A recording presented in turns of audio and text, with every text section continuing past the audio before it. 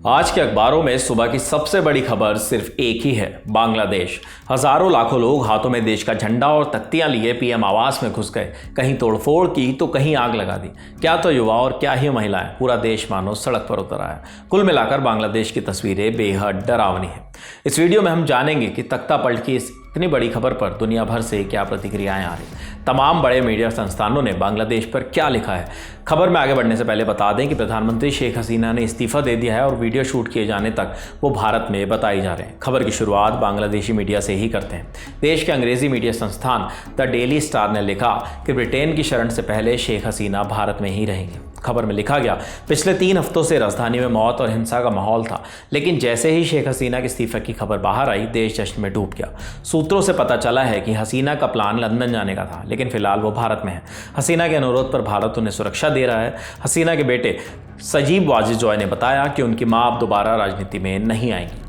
बांग्लादेश के अलावा अमेरिकी मीडिया संस्थान न्यूयॉर्क टाइम्स ने लिखा, शेख हसीना सोचती थी कि उनकी पकड़ अटूट है, लेकिन बांग्लादेश की जनता ने उन्हें गलत साबित कर दिया।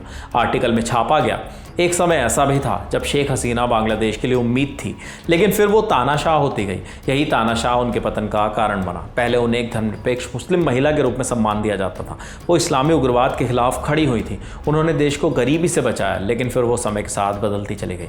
उन्होंने अपने विरोधियों को कुचल दिया, वो तानाशाह बन गई। न्यूयॉर्क टाइम्स ने आगे ये भी लिखा, हसीना की ताकत 2 स्तंभों पर थी। पहला कि विरोधियों को इतना कमजोर कर दो कि वो उनके खिलाफ कभी खड़े ना हो पाए।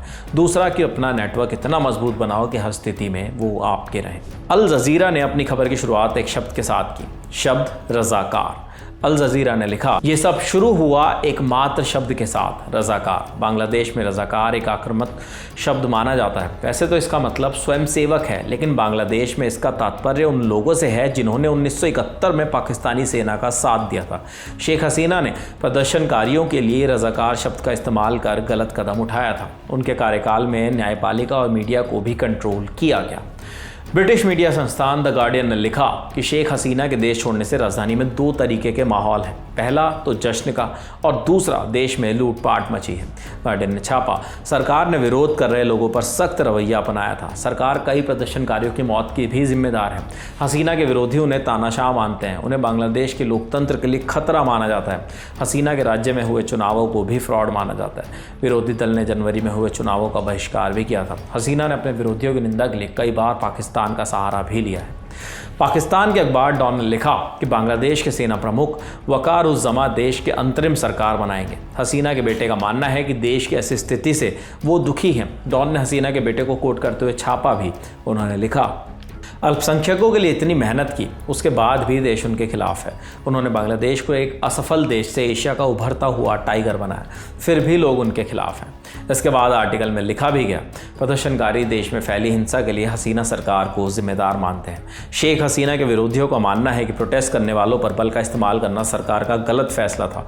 डॉन ने शेख हसीना के उस बयान का भी जिक्र किया जिसमें उन्होंने कहा था कि प्रोटेस्ट करने वाले लोग छात्र नहीं बल्कि आतंकवादी हैं जो देश की व्यवस्था को खराब करना चाहते हैं। इस खबर में बस इतना ही। इस खबर को लिखा है हमारे साथी भावरी ने।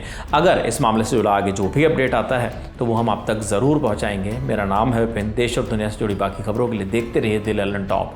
शुक्रिया।